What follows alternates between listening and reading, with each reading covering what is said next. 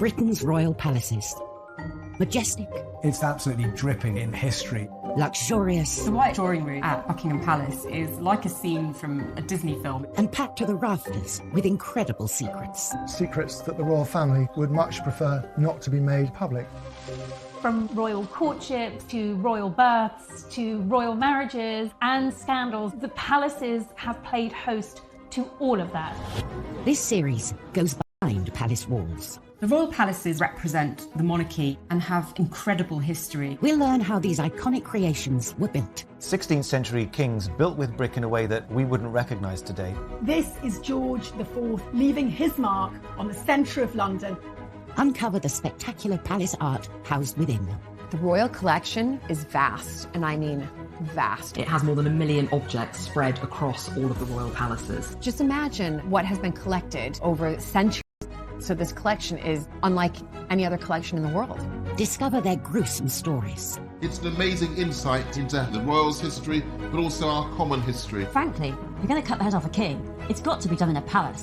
And relive the recent events that shaped the modern royal family. The whole case was an absolute fiasco and a huge embarrassment. The Queen was particularly aggrieved that Harry had done it in the way that he had. This is The Secrets of the Royal Palaces.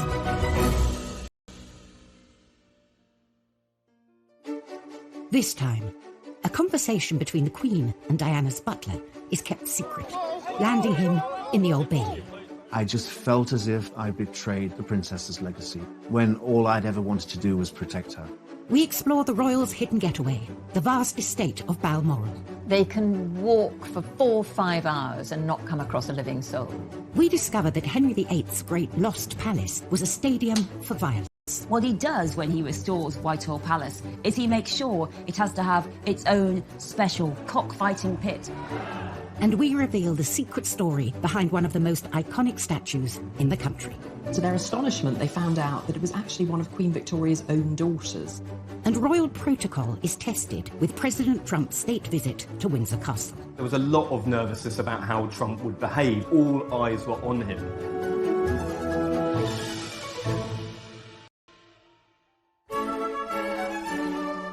The royal palaces are stuffed to the brim with priceless objects and paintings. Every wall, corner and staircase of the palaces is lined with sensational pieces of art, including hundreds of portraits. Throughout history, portraits have normally been for the purposes of state or for propaganda. They are kind of weapons, if you like, in the country. Countless paintings in her reign, often multiple times a year. She has a room in Buckingham Palace, the Yellow Drawing Room, that is specifically set up for artists. And I suspect that she takes the view that sitting for a portrait painter is an occupational hazard. Many of these portraits are displayed across the royal palaces for all to admire. But sometimes an artist delivers the unexpected. Ladies and gentlemen, I give you Lucian Freud. Lucian Freud was one of the most successful, popular, figurative artists of the 20th century. He was particularly well known for his really searingly truthful images of people. For nudes, which are very uncompromising, quite gritty, not particularly pretty. So eyebrows were raised when the Queen agreed to be his subject. It's quite a brave decision of the Queen. Freud offered to paint the Queen for free. And after years of secret negotiations, the Queen accepted. He kept insisting that the Queen would need to come to his studio, and he was asking for at least 72 sittings. The Queen, of course, is a phenomenally busy woman. She doesn't normally give more than a handful of sittings to any one portrait painter. Eventually they compromised. Freud would come to the Queen, painting her in the Royal Collection's Paint Conservation Studio in St James's Palace, where she would sit for 20 sessions. Fewer than the original 72 sittings requested. When he realised he would have much less time, was he just immediately shrunk the size of the canvas. It's a really small, almost postcard-sized painting of the Queen. You'd see this cropped version of the Queen's head and shoulders with just that edge of the crown coming over her head. She could almost be one of us. The finished piece, a small headshot, just 9.5 inches by 6 inches, caused quite a stir when the public got its first glimpse in December 2001. It was definitely a Marmite moment. People loved it, people who hated it, and nobody was in between. You had some newspapers saying it was deep and exploratory, and then you had others saying it was an absolute travesty, and how could this thing be let out in public? He's not exactly a flattering portrait painter. But there was a secret reason the portrait didn't look quite right. Freud's painting hadn't gone to plan. Freud actually slightly mucked it up. He decided that he wanted to add the diamond diadem on the Queen's head, but he didn't have room on the canvas, so what he had to do was actually add a layer of canvas at the top. It's quite funny that after all those years of planning, he actually had to slightly bodge the job in the end. What the Queen thought, work of art. But he gave it to her, and I think it's one of the most valuable things in her collection. The Queen doesn't actually own the priceless art and artifacts that are given to her. As sovereign, she holds them in trust for her successors and the nation. And the same is true of her palaces. Windsor Castle, Buckingham Palace, St James's Palace, Holyrood House, they are all owned by the country, the state. The only two royal residences that the Queen actually owns are beautiful Sandringham Estate in Norfolk and Balmoral in Scotland. For nearly 170 years, Balmoral has been the royal family's secret retreat in the Scottish Highlands. Balmoral is very Scottish. It's set in the most beautiful countryside in the Highlands of Scotland.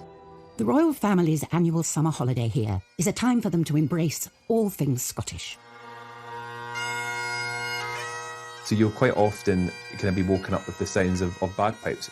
Being a Scot, that's something I wouldn't mind actually having a piper wake me up. In 1842, Queen Victoria and her husband Prince Albert fell in love with Scotland. She was infused by the romance of Scotland. She loved it, and so did Prince Albert. It reminded him of his native Germany, the great mountains of Bavaria, which of course were dotted with romantic castles.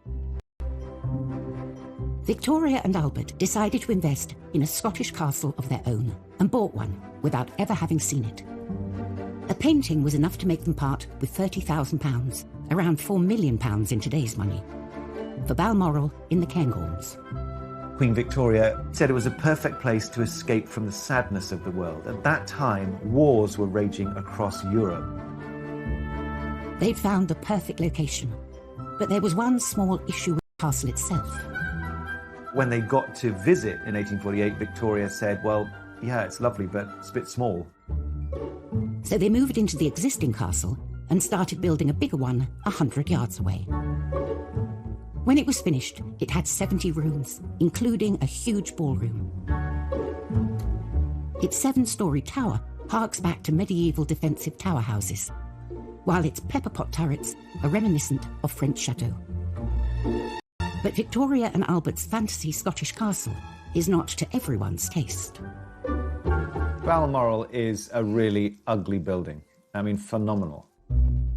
It is a country house with an overscaled tower. It looks like a grand landscape. In addition to the castle, there are 150 other buildings dotted throughout the estate, including farms, cottages, and a distillery. But hidden away in a remote part of the estate lies a particularly important building. This is Glas Old Shiel, on the shores of Loch Mick. Nestled beneath a mountain, this remote spot is perhaps the most beautiful place on the estate. And this lodge reveals the untold story of Balmoral and Victoria and Albert's lost love. Coming up on Secrets of the Royal Palaces, the Kensington Palace butler fighting for his life. I had no backup, no defence. I was heading straight to prison. And the secrets of the witches of Holyrood. They find what they say is the devil's mark on her genitals. And she said, yep, it's true. I was the devil's witch.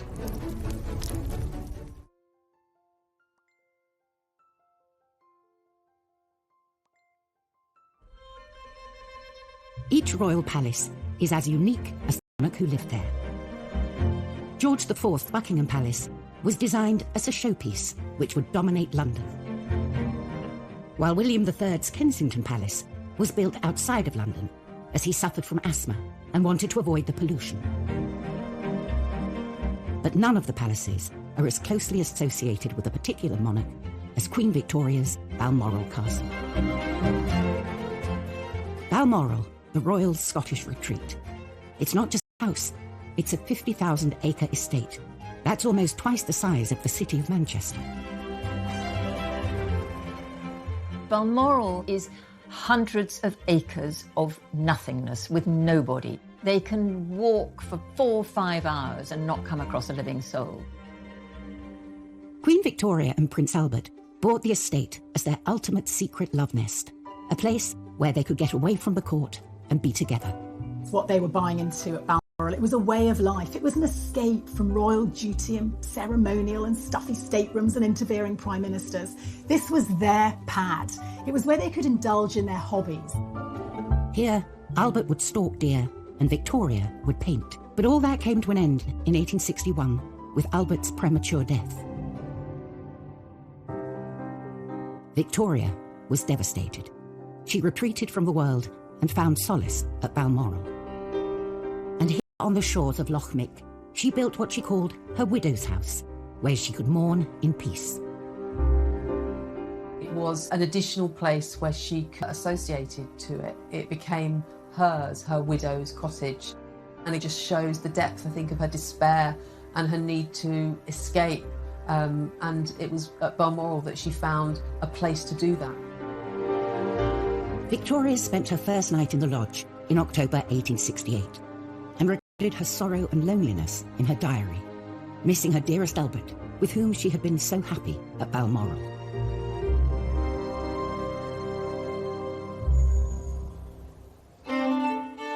In recent years, this lodge has been a favourite spot for royal picnics, and sometimes they open it to non-royals. One of its outbuildings is a bothy, a resting place for hikers. So it's the only royal residence where you can drop into sleep for the night for free.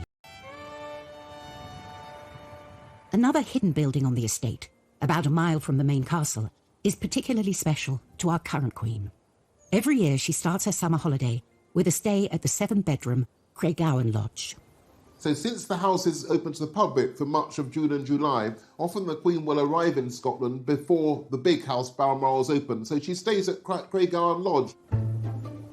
And I don't imagine she's doing the cooking or anything, but she and the Duke are able to be there as an ordinary married couple without the grandeur. I think the Queen sees the grandeur in these amazing houses as sort of part of the job.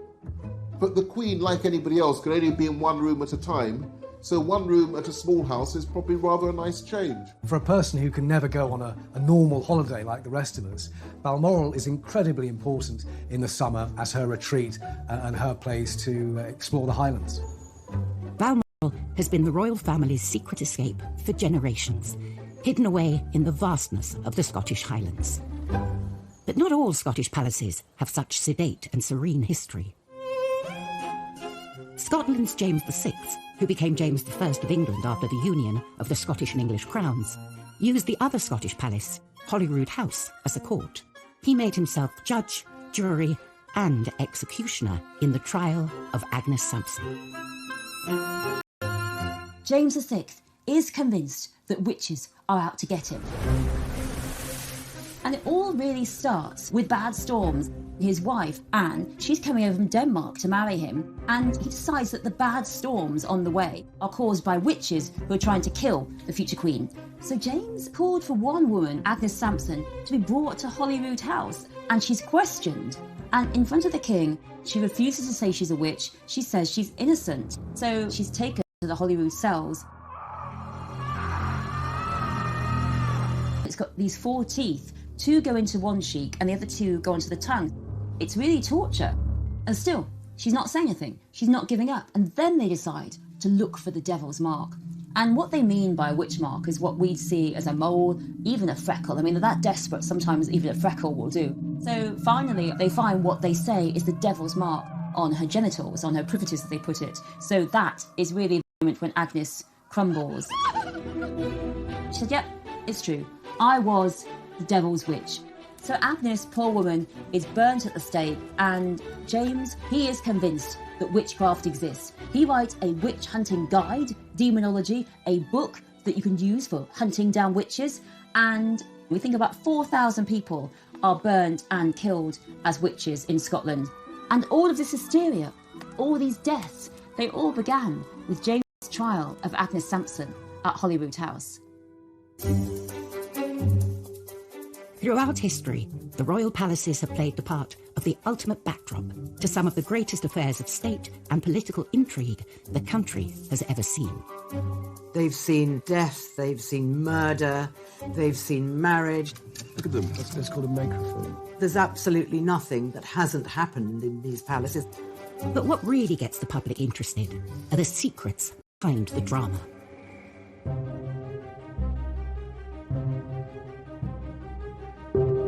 June 1998, Kensington Palace. 10 months after Princess Diana's death, her former butler, Paul Burrell, is spotted by the police. Duty police officer at Kensington Palace noticed Paul Burrell pulling up about 3:30 in the morning, loading up his car with a couple of evening dresses and a wooden box. 3 years later, the police launch an investigation into the suspected sale of Princess Diana's personal possessions in America. It led police to Burrell's Cheshire home, where he was then living with his wife and 2 sons, and a dawn raid. When the police came to my family home that day, the bottom of my world fell out. I felt completely helpless and hopeless. Police spent 12 hours searching his house and found hundreds of Diana's possessions. It didn't take them very long to find about 2,000 different items.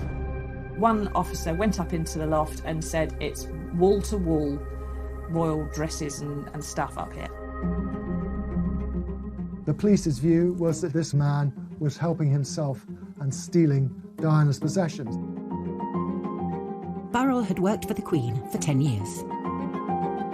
He was then I was invited into her world. I became part of her world and became closer and closer as the years went by. Diana felt that she could trust him, she confided in him, and as he later revealed, she did ask him to provide some very intimate services, including smuggling boyfriends into Kensington Palace late at night. It all came to a boiling point when the couple decided to lead separate lives and separate. Charles said to Diana, you can have anything you want. What do you want? Do you want the furniture? Do you want the silver? You name it. Make a list. So she made a list. And on top of that list, she put my name. And when Charles saw it, he said, you can't have Paul. Paul came from my mama, and I need him for the future. But Charles, Princess Diana said, you said I could have anything I wanted. And I'm taking Paul with me to London. She believed that Paul Burrell was one of the few people in the world that she could trust implicitly to do what she wanted and to be her man, if you will.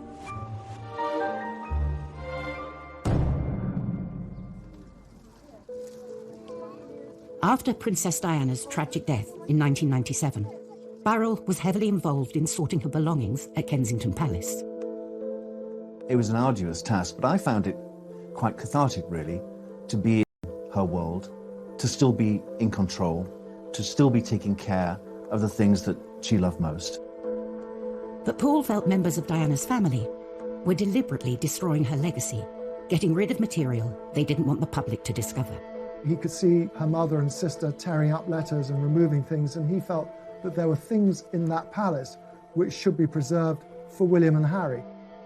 And Mrs. Shankid would sit on the settee in the princess's sitting room and constantly shred the princess's correspondence. She really did destroy part of the princess's world. Burrell started secretly protecting her possessions and removing them from Kensington Palace. And it was these items the police found in his home 3 years later. The 43-year-old former royal servant left a London police station this evening to return to his home in Chester, having been formally charged with stealing 342 items of personal property. The police believed they had enough evidence to take Burrell to court, with the apparent approval of Prince Charles. The police told the Prince of Wales they had photographic evidence of me wearing Diana's clothes. Of course, none of it was true. None of it was true. It never happened. The stage was set, Paul Burrell has denied 3 charges of theft. and intimate details about the royal family could be exposed. It's impossible for anybody to have witnessed what happened. So because of that, I had no backup, no defense, none whatsoever. I was heading straight to prison. Coming up, the Queen reveals a secret conversation that will change the outcome of the Burrell case. Never before had a monarch intervened in a criminal court case. And Henry VIII sees a palace as the perfect backdrop for extreme sports. When he restores Whitehall Palace, he makes sure it has to have its own special cockfighting pit.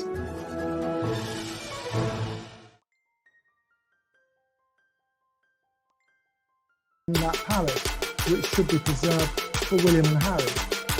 And Mrs. Shanklin would sit on the settee in the princess's sitting room and constantly spread the princess's clothes. She really did destroy part of the Burrell started secretly protecting her possessions and removing them from Kensington Palace. And it was these items the police found in his home 3 years later. The 23-year-old former royal servant left a London police station this evening to return to his home in Chester, having been formally charged with stealing 342 items of personal property. The police believed they had enough evidence to take Burrell to court, with the apparent approval of Prince Charles. The police told Prince of Wales they had photographic evidence of me wearing Diana's clothes. Of course, none of it was true. None of it was true. It never happened. The stage was set for a trial where the secret relationship between butler and princess would come under the spotlight. Paul Burrell has denied 3 charges of theft. And intimate details about the royal family could be exposed. It's impossible for anybody to have witnessed what happened. So because of that, I had no backup, no defense, none whatsoever. I was heading straight to prison. Coming up, the Queen reveals a secret conversation that will change the outcome of the Burrell case. Never before had a monarch intervened in a criminal court case. And Henry VIII sees a palace as the perfect backdrop for extreme sports. When he restores Whitehall Palace, he makes sure it has to have its own special cockfighting pit.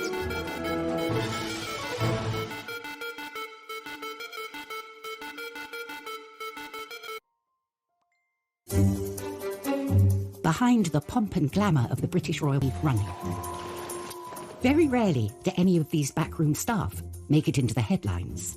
But in October 2002, all that changed with the trial of Princess Diana's former butler, Paul Burrell.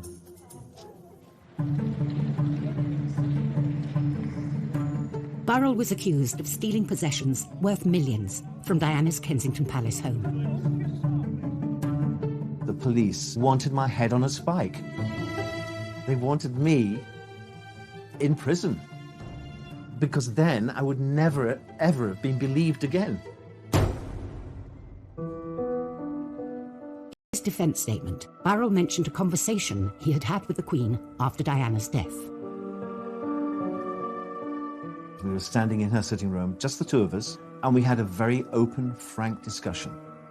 I told her everything that had happened, and I said, I've taken it upon myself to keep things the princess had given to me for safekeeping, and I've protected them. And she understood that. But due to an age-old palace protocol, Burrell was duty-bound to keep the details of this conversation secret. Paul Burrell couldn't say to his lawyers, look, I told the Queen I'd taken all of this. He was just prevented from doing so. Many people will not be aware of the protocol that when you have a private audience with the sovereign, you're not supposed to repeat what has passed between you. It is entirely confidential, and the confidence belongs to the sovereign. So it is up to the sovereign whether she reveals what you spoke about or doesn't. I'm not going to tell them how close I was to Her Majesty. I'm not going to tell them. That's going to be my privilege. But I would have to pay the cost. And the price I would pay would be prison. Coming each day to the Old Bailey is a journey Paul Burrell is getting used to. After 11 days of the trial, Burrell was thrown a lifeline from an unexpected source. The Queen had only realised Paul Burrell was on trial when she drove past the Old Bailey on her way to a church service for the Barley Bubbling and noticed all the crowds outside. And the Queen then, at that point, her memory is jogged and she realises that she has the vital piece of information that Burrell had in fact told her that he was doing that. He was taking things for safekeeping. And the Queen, in reply, said, "Oh, hang on. Paul told me he was looking after these things for safekeeping. We'd better let them know." The Queen's recollection undermined the prosecution. She knew Burrell was taking Diana's possessions out of Kensington Palace. This wasn't a palace theft, and the trial collapsed. Permanently deprived the royal princes of their mother's goods, merely that he'd taken them into custody so that they could have them when they grew to be 18. So there was no theft. I'm expecting to make a statement on behalf of Paul Burrell. I couldn't believe I was free to walk from the Old Bailey instead of into a prison cell. Burrell was jubilant, claiming that the Queen had come through for him. Never before had a monarch intervened in a criminal court case. And she'd saved me. She saved me from what I thought was my fate. But I think she saved me because she knew me, because I was her boy for 11 years. And she saw me grow and saw me marry and have 2 children. And I think she cared. I do, I think she cared. She cared about me and what would happen to my family. One of the most high-profile court cases was now over. The Kensington Palace butler was free.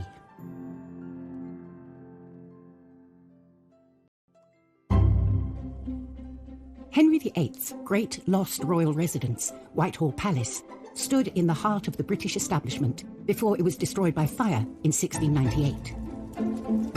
This palace was built for excitement. It was a pleasure palace, thanks largely to the cockpit at court. Henry VIII's Whitehall Palace, it wasn't what we'd imagine to be a palace. There were 4 tennis courts and a tilt yard for doing jousting. Henry VIII was a great sportsman, and when he was outside London in Hampton Court or Windsor, he went out hunting. And when he was in London, the sport he did was watching animals beat each other up to death. Cocks, bears and dogs. Actually, cockfighting had really been wearing down in its popularity. Henry comes to the throne and cocks are back. And what he does when he restores Whitehall Palace is he makes sure it has to have its own special cockfighting pit, the large building surrounded by seating, so that when those 2 cocks go and fight it out, everyone can watch them and cheer them on. And Tudors loved it. It was not a time for happy lives for animals. You know what stands on the place of Henry VIII's cockfighting pit? That is now 10 Downing Street, the Prime Minister's residence, where those big, puffed-up cocks fight it out for power and glory behind closed doors. Whereas Henry VIII's Whitehall Palace was built in the centre of London, British establishment, Balmoral was built as far away from it as possible. For Queen Victoria and Prince Albert, it was their secret local culture and incorporated it into their castle. Balmoral is quintessentially Scottish, and quite deliberately. It was seen very much as an opportunity to make the British monarch seen as more Scottish rather than simply an English monarch. Victoria and Albert immersed themselves in the Highland life, especially when it came to their decor. Balmoral is entirely clad in tartan. That was always the intention. The carpets were tartan, the seat covers were tartan, the curtains were tartan. No doubt they wore tartan. In the servants' quarters, on the floor was tartan linoleum. And if you looked at the walls, loads of stags' heads and antlers and deer skins on the floor as you come in through the main entrance. It was a theme park of Scottishness. Victoria and Albert's obsession with tartan was actually a secret political ploy to win back the support of the Scots. In the middle of the 18th century, Victoria's great-great-grandfather, George II, had invoked the massacre of Glencoe. Tartan was banned. Any affiliation with Scots or Stuarts against the English kingship was treasonous. And so for Victoria to start to rebind the links with the people of Scotland went down really well. A century and a half later, have our modern royals torn out the tartan? Few had seen inside this private home until 2013, when New Zealand's Prime Minister John Key broke protocol and shared a photo of the Queen's private living room. And what you see there is a glimpse of an interior which was undoubtedly familiar to Victoria and Albert. I mean, their own portraits, Victoria and Albert, still either side of the fireplace that they commissioned and saw built. There are still tartan carpets wall to wall there. Some of their furniture still survives in situ. It's simply been comfortably updated through time, and I rather like that. While in Balmoral, you can walk for miles without bumping into another living soul. In London's Kensington Palace, you can't turn a corner without bumping into a royal. In fact, it houses more royals than any other residence, including the future King and Queen. And watching over this palace is Britain's second longest reigning monarch, Queen Victoria. This marble monarch greets over 500,000 palace visitors every year. But the creation of this statue is one of the palace's greatest secrets. Completed in 1893 to commemorate her Golden Jubilee a few years earlier, the young, slender figure is not the Victoria we think of today. The image most of us have of Queen Victoria is when she was old, when she was a widow, she was dressed in black, and she looked pretty. Commissioning this statue, the powers that be decided on an open competition, allowing anyone to enter a design. Various people sent in sketches. One came in anonymously, and it was decided by the commission unanimously that that was the sculpture they were going to go for. Little did they know, this was no ordinary submission. To everyone's surprise, the winner was actually a female sculptor, which in itself was pretty amazing. But then, to their astonishment, they found out that it was actually one of Queen Victoria's own daughters, Princess Louise. The sixth child of Victoria and Albert, Princess Louise, was something of a rebel princess. Princess Louise was probably the least conventional of Victoria's children. She rode bicycles, she smoked cigarettes, she had numerous affairs.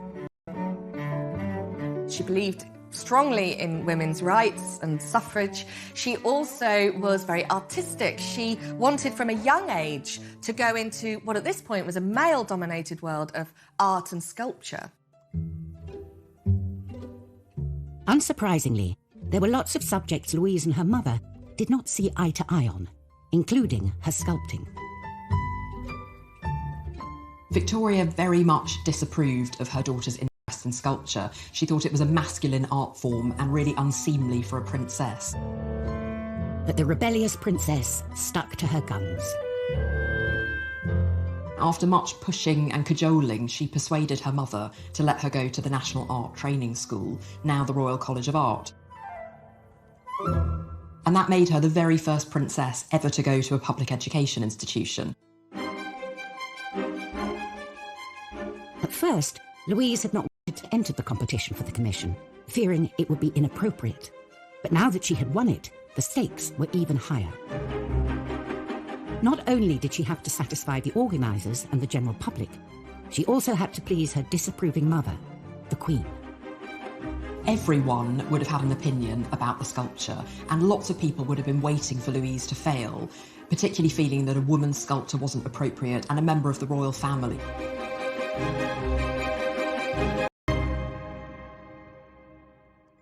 Coming up, What would the forbidding Queen Victoria make of her daughter's artwork? You get a sense of the pressure coming from all directions. And President Trump refuses to follow the rule book while visiting Buckingham Palace. Trump being Trump lands his chopper in the middle of the Buckingham Palace lawns.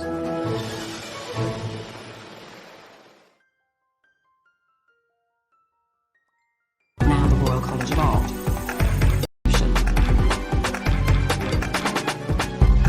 At first, Louise had not wanted to enter the competition recognition, fearing it would be inappropriate.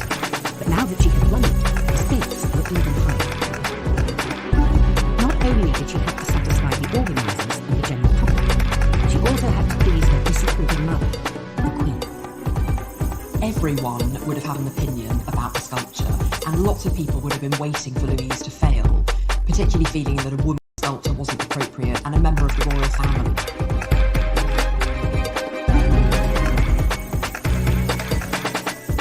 Coming up, what would the forbidding Queen Victoria make of her daughter's artwork? You get a sense of the pressure coming from all directions. And President Trump refuses to follow the rule book while visiting Buckingham Palace. Trump being Trump lands his chopper in the middle of the Buckingham Palace lawns.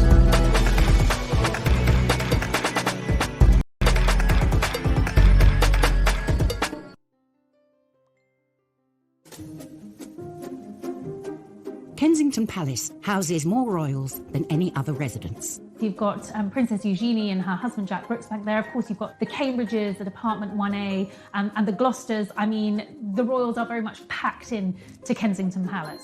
And they're all watched over by the young Queen Victoria, thanks to a controversial statue designed by her daughter, Princess Louise. The rebellious sixth child of Queen Victoria had secretly entered and then won a competition to create a sculpture of her mother at Kensington Palace. Now, she had to deliver.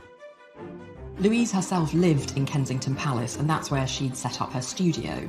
It, of course, was the palace in which Queen Victoria had been born, so you get a sense of the pressure coming from all directions. The statue had been commissioned to mark Victoria's Golden Jubilee. Louise had to go through source material in order to reconstruct what Queen Victoria would have looked like at her coronation. This was a task of epic proportions, and the princess rose to the occasion. Like any other wealthy artist at the time, Louise had studio assistants to help her, but she made the maquettes, the small-scale mock-ups. This would have gone to a professional carver, who then would have translated it into that wonderful Carrara marble.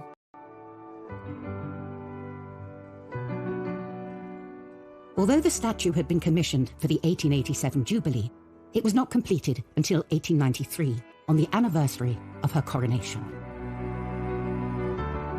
Victoria herself unveiled the statue, but would she like it? She said, "It gives me admirably designed and executed by my daughter." The rebel princess had pulled it off. The Queen loved the statue. Princess Louise carved several other public statues, but her best known is the one she made to stand here, guarding her mother's childhood home.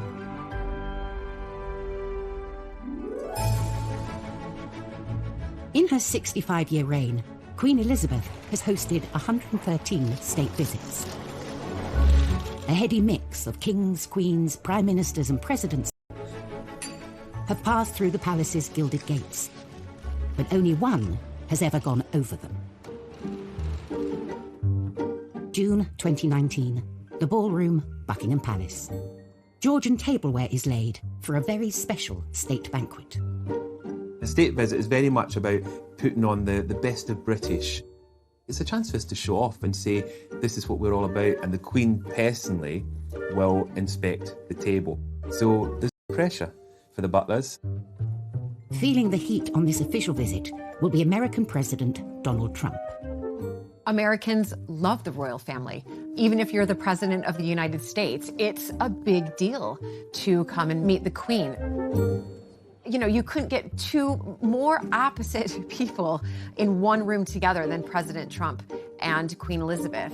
The palace was on high alert for any potential banana skins, which wasn't surprising.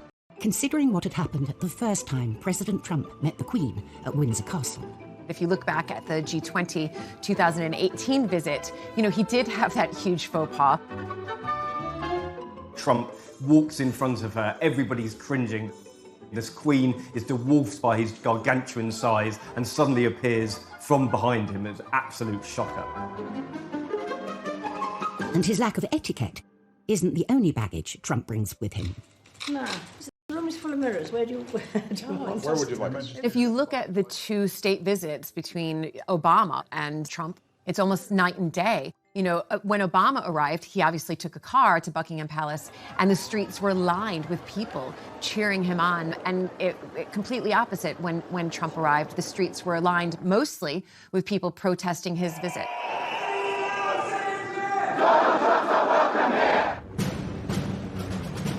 To avoid the anti-Trump protesters, the president decided on an entrance nobody else had done before. He was the very first president to fly in on a helicopter for a state visit. Trump being Trump, flies over the protesters, lands in the middle of the Buckingham Palace lawns. All the journalists, including myself, were stationed on the lawn. Emerges from the helicopter. He thought he was going to meet the Queen, but it was Charles and Camilla who were the first to meet him. Only then did Trump get to join Her Majesty, inspect the guard, from a safe distance. I think he probably surprised many people in that he was quite quiet and subdued. It's almost like you're visiting your granny.